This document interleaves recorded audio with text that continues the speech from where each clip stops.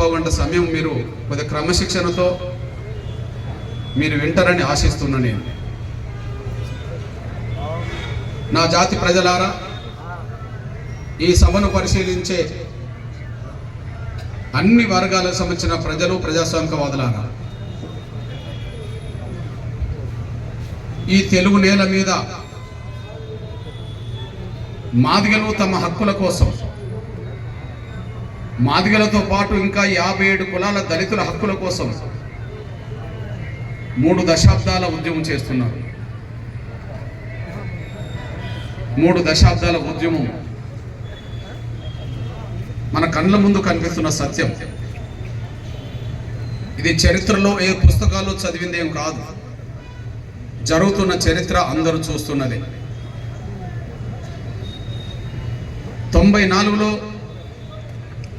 1994లో ప్రకాశం జిల్లాలో ఒక మారుమూల గ్రామంలో పుట్టిన ఉద్యమం జూలై 7న కేవలం 10-15 మంది 20 మంది లోపు ఒక నిరుద్యోగ యువతతో ప్రారంభమైన ఈ ఉద్యమం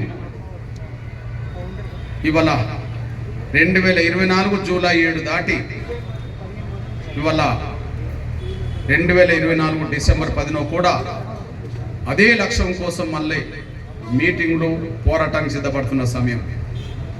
అంటే 30 సంవత్సరాల అనంతరం కూడా మళ్ళీ ఉద్యమం నడుస్తూనే ఉన్నది.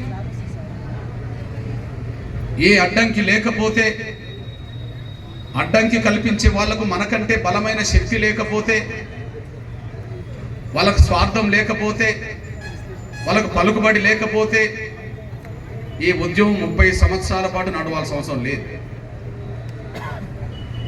ఈ ఉద్యమానికి అడుగడుగున అడ్డంకులు కల్పిస్తుండడం వల్ల, అడుగడుగున అడ్డంకులు కల్పించే వాళ్లకు పలుకుబడి అన్ని రంగాల్లో మనకంటే 100 రెట్లు ఎక్కువ ఉండడం వల్ల ఈ ఉద్యమాన్ని నిలబెట్టుకోవడానికి, ముందుకు నడిపించడానికి, లక్ష్యం చేరడానికి నిరంతరం కష్టపడాల్సి వస్తుంది.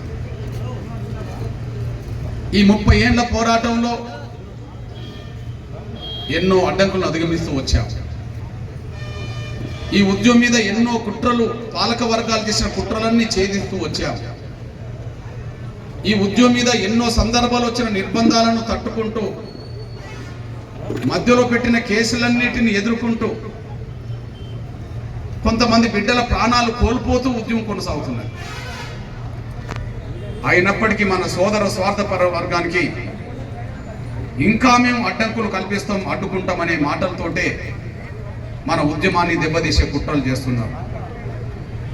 ఈ విషయం మీ అందరికీ తెలుసు. నా జాతి పెద్దలారా, అన్ని వర్గాల ప్రజలు, ప్రజాస్వామికవాదులారా, 30 ఏళ్ల ఉద్యమం ఇవాళ నడుస్తున్నదంటే నిజంగా మాదిగలకు అన్యాయం జరగకపోతే 30 ఏళ్ళ ఉద్యమం నిలబడదు. మాదిగలకు అన్యాయం జరిగిన చరిత్ర సాక్ష్యంగా కనిపిస్తున్నది కాబట్టి, ఎస్సీ వర్గీకరణ జరుగుతూనే నా చదువుకునే పిల్లల సంఖ్య, మాదిగల బిడ్డలు, ఇతర దళిత పిల్లలకు చదువుకునే అవకాశాలు పెరుగుతాయనే విషయం అర్థమైంది కాబట్టి, మాదిగా ఇతర దళిత పిల్లలకి ఉద్యోగ అవకాశాలు రావాలంటే వర్గీకరణ తప్ప మరో మార్గం లేదు కాబట్టి, అది స్పష్టంగా అర్థమైన తర్వాతనే మాదిగ జాతి ఈ సుదీర్ఘమైన పోరాటం కొనసాగిస్తున్నది. ఈ నేపథ్యంలో మీ అన్నగా చెప్తున్నా, ఇవాళ 30 ఏళ్ల పోరాటానికి ఎంఆర్పిఎస్ ఒక ఉద్యమ సంఘం. ఈ ఉద్యమ సంఘాన్ని మీ అండదండలతో నడిపిస్తున్న నేను మీ బిడ్డను, మీ అన్నను, మీ సోదరుడు. ఎన్నో సందర్భాల్లో లాఠీ దెబ్బలు తినాల్సి వచ్చింది, ఎన్నో సందర్భాల్లో కేసులు పడితే జైలు పాలు కావాల్సి వచ్చింది. ఒక విషయం మీ అందరికి తెలుసు, సరిగ్గా 25 ఏళ్ల క్రితం 94లో ఎంఆర్పిఎస్ ఉద్యమం మొదలుపెట్టిన తర్వాత 97 నాటికే హైదరాబాద్ నగరాన్ని 20 లక్షల మంది